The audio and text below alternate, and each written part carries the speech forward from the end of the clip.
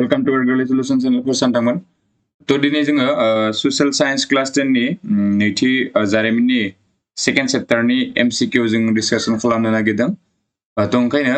जुदि सिगांनि पार्टखौ थामहिनबा सिगांनि लेसननि जा MCQ नोंथांमोना जुदि दासिमबो नायाखैब्ला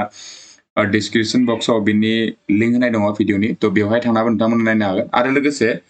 मेथ्सनि आरो साइन्सनिबो सिरिज सोलिगासिनो बेनिबो प्लेलिस्टआ जोंनिया बे डिसक्रिप्शन बक्सआवनो होनाय दङ नोंथांमोना चेक आउट खालामना लानो हागोन बेखौ जुदि नायनो गोसो दंब्ला आरो बे जा MCQ डिसकासन खालामगासिनो बे नोंथांमोना जायफोरा मेट्रिक होगोन बिथांमोना अलरेडि मिथिखाबाय आरो जोंबो अलरेडि सिलेबास बेनि सिलेबासखौ होखानाय माने जोङो डिसकासन खालामखानाय जाबाय भिडिअनि गेजेरजों आरो बेनि जा डिसकासन खालामनाय भिडिअ बेनि लिंकफोराबो जोंनिया डिसक्रिप्शनाव होनाय दङ आरो नोंथांमोननि थाखाय जों मोनसे टेलिग्राम चेनेल खुलिदों स्पेसियली गुबुन क्लासफोरा जइन जानाङा बेवहाय बे टेलिग्रामाव जायफोरा क्लास 10 बिथांमोना जइन जाबानो जाबाय मानोना बे ग्रुपआ अनलि फर क्लास 10 जा जोंना 2023 मेट्रिक जानो थांगासिनो बेनि थाखाय बे ग्रुपखौ जों स्पेसियली बानायनाय जादों बेवहाय जोङो जा जों कुइसन डिसकासन खालामगासिनो बेफोरनि अनगायैबो माला सम जोङो क्लास टेस्ट लागोन होनना सानगासिनो दाफोर जोङो बांद्राय लाथ'वाखैनो जा स्टुडेन्ट माने बांद्राय गैया नालाय ग्रुपआव ओंखायनो जों क्लास टेस्टफोरखौ स्टार्ट खालामथ'वाखै खालामगोन साननैसोनि गेजेरावनो होमबाबो जोङो जा भिडिअ डिसकासन खालामगासिनो बेफोरखौ जोङो सानफा एफा बेवहाय प्रभाइड खालामगासिनो तो एगेन आं बुंसै जायफोरा चेनेलखौ साबस्क्राइब खालामना लायाखै बिथांमोना अबियासलि चेनेलखौ साबस्क्राइब खालामना लाबानो जाबाय मानोना जों बे साननैसोआ मेट्रिकनि थामहिनबा 2023 आव जा मेट्रिक आनजाद जानो थांगासिनो बेवहाय फैनाय मस्ट इम्पर्टेन्ट कुइसनफोरखौ जोङो सानफ्रोमबो भिडिअ होनो ट्राइ खालामगोन नोंथांमोननि थाखाय तो दा जों गोबाव खालामालासिनो सेकेन्ड चैप्टार जारिमिननि हिस्ट्रिनि सेकेन्ड चैप्टारखौ जों दिनै डिसकासन खालामदोंसै बे सेकेन्ड चैप्टारनि नामा मा जोंनिया बर सानदोंमोन सेकेन्ड चैप्टारनि नामा जोंनिया नैया मा होनदों जे चैप्टार 2 महात्मा गान्धी आरो भारतनि उदांस्रि सोमावसारनाय आरो इंलिशआव बुङोबा rise of Gandhi and the freedom movement of India okay तो दा जोङो बेवहाय फार्स्ट जोंनिया नाय फार्स्ट मा होनदों कुइसना जाहैबाय जोंनिया कुइसनानिया जोंनिया मा नोंथांमोना स्क्रिनाव नुदो जानांगौ जे गिबि मुलुग दावहा माला जादोंमोन अब्ला फार्स्ट वर्ल्ड वारआ started in the year of माला जादोंमोन आरोना तो बेवहाय जों बुंनो थाङोबा 1914 माला जादोंमोन फर सानदोंमोन 1914 ओके द नेक्स्ट कुइसन नायदो नेक्स्ट कुइसना जाबाय भारत चम्पारन दाङाबाजियाव सरासनस्रा सुबुंखौ दैदेनदोंमोन दा बेवहाय जोंनिया सुबुंखौ दैदेननाया सोर महात्मा गान्धीयानो जाखागोन अबियासलि नोंथांमोना बेखौथ' फरायखादों जानांगौ नेक्स्ट नाय खोला आफ्रिकायाव बर्नबादनि बेरेखायै भारतारि सोमावसारनायाव जागायदोंमोन माने बर्नबादनि बेरेखायै भारतारि माने खोला आफ्रिकायाव जोंनिया नोंथांमोना फरायदोंबा मिथिखादों खोला आफ्रिकायाव 19 बेसेबां सनाव 1893 बेसेबां सनाव फरायसानदोंमोन 1893 माने बेवहाय जोंनिया मोनसे प्रब्लेम जादोंमोन आरोना ब्लेक एन्ड व्हाइट होननानै बेवहाय जोंनिया सोर बाहागो लादोंमोन नामोन बेखौ गैया खालामनो थाखाय जोंनिया महात्मा गान्धीया बाहागो लादोंमोन बेनि बरिया मोनसे स्टोरी दङ बेखौ बेनि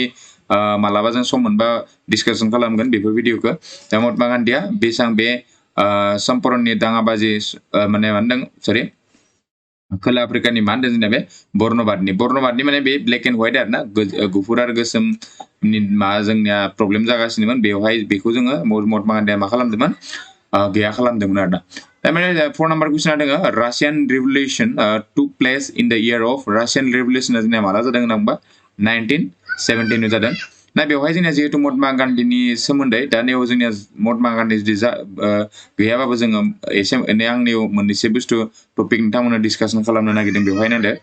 दा जोङो महात्मा गान्धीया जोनोमखौ नोंथांमोना ओरैनो मिथिना लानाया मोजां फैगोन फैया मिथिला जास्ट होमबाबो मिथिना लानाया मोजां दा महात्मा गान्धीनि जोनोमा 1869 सनाव जादोंमोन 20 अक्ट'बराव गुजरातनि पोरबन्दराव बेनिफ्राय बियो 1888 आव नाय इम्पर्टेन्टफोरखौ खिथादो दे आं 1888 आव बेयो बहा थांदोंमोन लन्डनाव फरायनो थांदोंमन बहा लन्डनाव माने सिरिज वाइज बेबायदि जुदि गोसो लाखिबा नोंथांमोना अबियासलि मा होनदों गोसोआव थायो आरोना लन्डनाव मा ल' फरायनो थांबाय बेनिफ्राय 1891 मायथाइयाव माने बियो मा खालामदोंमोन लन्डनाव माने बियो फरायखांनानै इन्डियायाव फैफिनदोंमोन आरो बहा फैफिनदों बे 1891 आव बे इन्डियायाव फैफिनदोंमोन बेनिफ्राय इन्डियायाव फैफिनबाय इन्डियायाव फैफिननानै बे 1893 आव बियो बहा थांदोंमोन साउथ आफ्रिकायाव थांदोंमोन बहा थांदोंमोन फरायनो सानदोंमोन 1892 again बेयो साउथ आफ्रिकायाव थांदोंमन दा बे साउथ आफ्रिकानि फार्स्ट बहा थाहैदोंमोन बे नागालेण्ड जायगायाव थाहैदोंमोन बहा नागालेण्डआव दा बेनिफ्राय नागालेण्डआव थाहैनानै दा बियो बेवहाय इन्डियान ओपिनियन होननाय मोनसे दिहुनदोंमोन जा बेनिफ्राय सत्याग्रहखौबो बे आफ्रिकायावनो स्टार्ट खालामदोंमोन दा जोङो कुइसन सर्टकाट डिसकासन खालामलायबोनोसै दा बेनिफ्राय जोंना कुइसन नैखिना दा जों आं जा बुंबाय बेखिना मोस्ट इम्पर्टेन्ट दा बेनिफ्राय सर्ट कुइसन नांगौबा आरो जों नेक्स्ट बुंफैनाय जागोन दा नेक्स्ट कुइसन जाबाय who was the founder of newspaper Indian Opinion आं दानि बावैसो बुंखांबाय इन्डियान ओपिनियननि फाउन्डारा सोरमोन जोंनिया बेखौ बुङोबा बेखौ आरो बहा पाब्लिश खालामदोंमोन ना बेखौ गोसो लाखिबाय दा इन्डियान ओपिनियनखौ सोर बनायदोंमोन बेनि लोगोसे बहा पाब्लिश खालामदोंमोन बेबो मोस्ट इम्पर्टेन्ट खोला आफ्रिका साउथ आफ्रिका दा इन्डियान ओपिनियना जोंनिया मा होनदोंमोन जोंना बेखौ सोर बानायदों सोर माबादोंमोन होनबा जोंना बे जागोन एन्सारा महात्मा गान्धी एन्सार दा बेनिफ्राय नेक्स्ट कुइसना द वर्ड सत्याग्रह नाय सत्याग्रहखौ सोर बाहायजेनदोंमोन माने जोंनिया इयाव सोर बाहायदोंमोन होनाखै जे गान्धीयानोथ' बाहायखागोन जोंनिया अबभियासलि गान्धीनि चेप्टार जिहेतु महात्मा गान्धीनि दा बेनिफ्राय बहा बाहायजेनदोंमोन बेखौ होनदों आरोना जोंना चम्पारणखौ जोंनियाथ' इन्डियाआव चम्पारनाव बाहायदोंमोन आरोना सत्याग्रहखौ खिन्थु बाट बे फार्स्ट टाइम जोंनिया बहा बाहायदोंमोन खोला आफ्रिकायावसो बाहायदोंमोन होनना बुंदों फरायसानाव बहा बाहायदोंमोन खोला आफ्रिकायावसो माने साउथ आफ्रिकायावसो बाहायजेनदोंमोन आरोना बेखौ दा आं इंलिसाव लिरना होदोंबाबो आं बरिया बुजायखाना होदों नोंथांमोना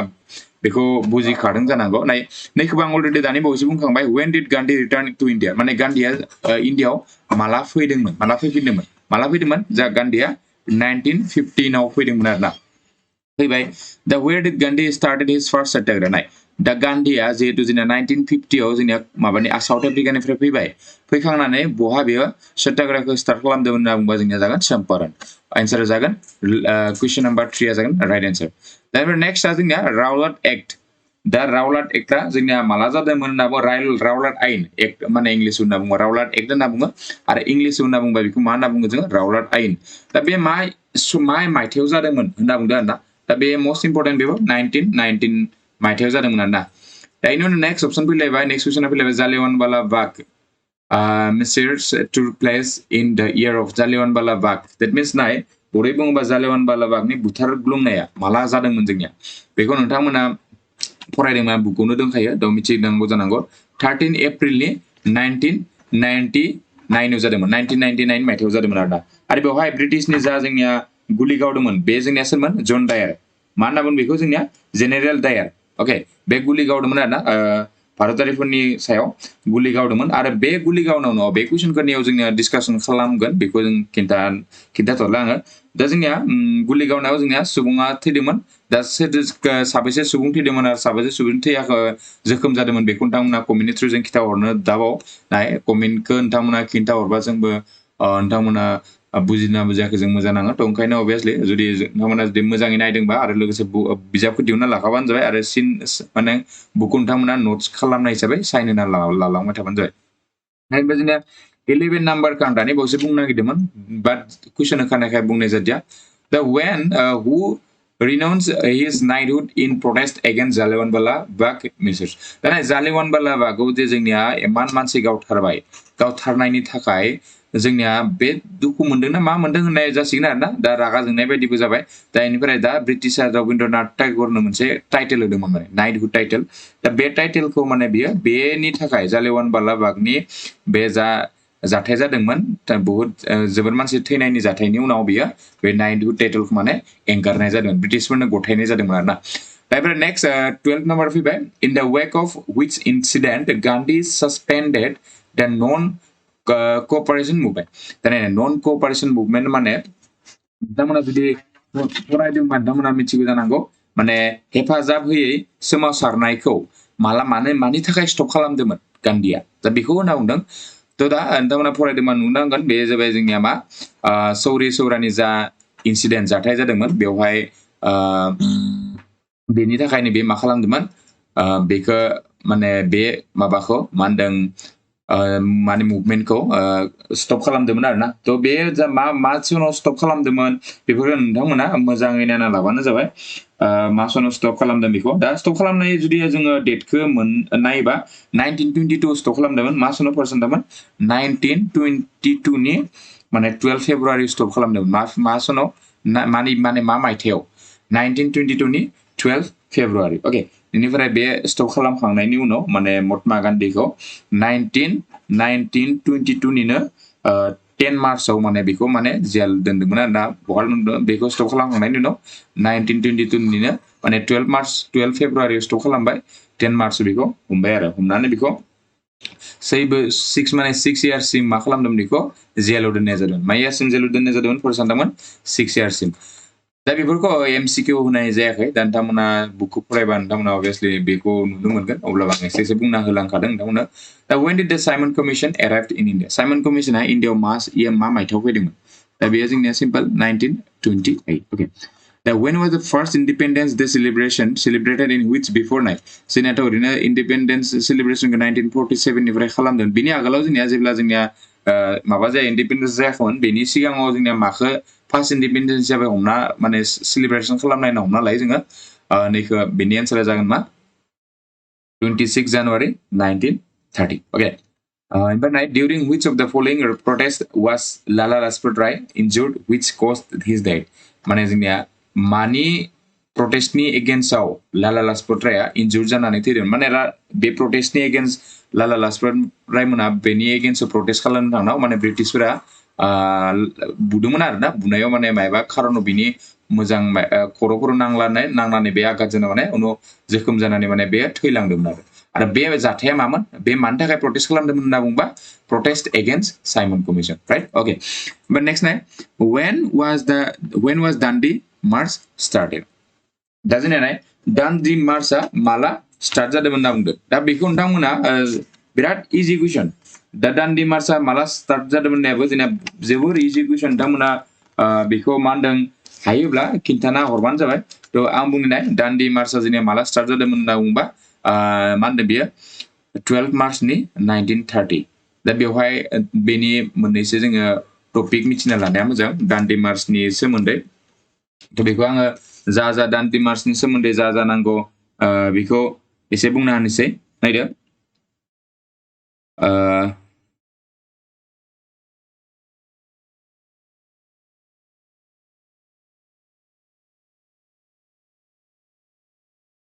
नाय जोंना Dandi Marchआ ओरैनो जों बुंनो थाङोबा आंथ' दाथ' बुंखाबाय मा होनदों 1930 नि 12 मार्चआव जोंनिया स्टार्ट जादोंमोन दा बेनिफ्राय बे मानिफ्राय स्टार्ट जादोंमोन होनना बुङोबा जोङो आहमेदाबादनि सबरमती माबानिफ्राय आहमेदाबादनि सबरमतीनिफ्राय स्टार्ट जादोंमोन आरो बे बेसेबां दै सोलिदोंमोन माने बे स्टार्ट माने बे थाबायनाया माने बेसेबां दै सोलिदोंमोन जोंनिया 25 days माने 25 days सोलिबाय एबा 25 daysआव बिसोर बेसेबां किल'मिटार बे जानथाय थांदोंमोन माने थाबायलांदोंमोन दैट मिन्स थाबायदोंमोन आरोना बेखौ होनना बुङोबा बिसोर 385 किल'मिटार जानथाय थाबायलांदोंमोन बेनिफ्राय बिसोरो बे जायगासिम माला मोनहैदोंमोन बेवहाय बिसोरो मोनहैदोंमोन 1930 इयार्सनि 6 एप्रिलाव बे जायगायाव मोनहैदोंमोन दा बे जायगायाव मोनहैदोंमोन आरोना बे जायगायाव बेसेबां इयाराव 1930 नि 6 मार्चआव दा बिनि अनगायैबो इम्पर्टेन्ट कुइसन दङ दा नेक्स्ट पार्टआव जों लाबोगोन दा बेखिनि पार्टआव जों जा सावरायदों बेखिनि आं नोंथांमोना गोसो होनानै लिरनो हायोबा लिरना लाबानो जाबाय आरो लोगोसे बिजाबाव नायनानै सिन होनानै लिरना लाबानो जाबाय एबार नेक्स्ट जोंनिया कुइसना फैबाय 17 नाम्बारा फ्रन्टियार गान्धी होननानै सोरखौ मिथिनाय जायो बेबो मोस्ट इम्पर्टेन्ट कुइसन फ्रन्टियार गान्धी होननानै जोंनिया आब्दुल गफर खान दा बेखिना जा डिसकासन खालामबाय बेखिना देग्लाय फैबाय थानाय मेट्रिकनि HSLC आनजादनि थाखाय जोबोर इम्पर्टेन्ट थ' ओंखायनो नोंथांमोना जायफ्रा मेट्रिक होनो थांगासिनो बिथांमोना बे कुइसनफोरखौ नट माने कपियाव लिरना लाबानो जाबाय नाय जोंनिया सिरिज वाइज स्टार्ट जागासिनो दे सानदोंमोन थ' नोंथांमोना चेप्टार वाइज आरामसे मा खालामबे कपियाव लिरना लाबानो जाबाय जों सिगांनि लेसनखौबो 50+ डिसकासन खालामदों सर्ट कुइसन थ' दा 50+ सर्ट कुइसननि बादाव जोंनिया फैया होनना बुंखानाय आरोना मोनसे फैनायफोरा माने कमन गोलैखागोन आरो कमन गोलैयाबा नोंथांमोना आइडिया मोनगोन आरोना बेखौ थ' ओंखायनो जोङो दा नैबे मा लेसननि बागै एसे सोलोंखो महात्मा गान्धी आरो भारतारि उदांस्रि सोमावसारनाय rays of Gandhi and freedom movement of India बेनिफ्राय टेलिग्राम चेनेलाव जइन जाना लाबानो जाबाय बिनि जोङो PDF फाइलखौ जोङो हरनो ट्राइ खालामगोन टेलिग्राम चेनेलाव बेनिफ्राय लोगोसे PDF फाइलखौ हरनायनि लोगोसे बेयाव जोङो मुक टेस्ट साननैसोनि गेजेराव स्टार्ट खालामगोन थ' गोजोननाय सानदोंमोन नेक्स्ट भिडिअ जोङो बिनि नेक्स्ट पार्टखौ खालामगोन होनना आसा खालामबाय थाबैनो थ' भिडिअखौ जेसेबां हायो लोगोफोरनो शेयार खालामजोबलायबानो जाबाय मानोना भिडिअफोरा जोबोर भिउ खम जायो ओंखायनो जेसेबां हायो शेयार खालामजोबलायबानो जाबाय लोगोफोरनो जाहाथे जोंबो एसे माबा मोनो आरोना भिडिअ बानायना मोजां नाङो भिउफोर आरो लाइक होनो बावनो नाङा आरो माबाफोर जुदि सोंनो दङबा कमेन्टनि थ्रुजों डाइरेक्ट सोंहरबानो जाबाय जों बिनि रिप्लाइखौ थाबैनो हरनो ट्राइ खालामगोन स' गोजोन थांगोन बाय बाय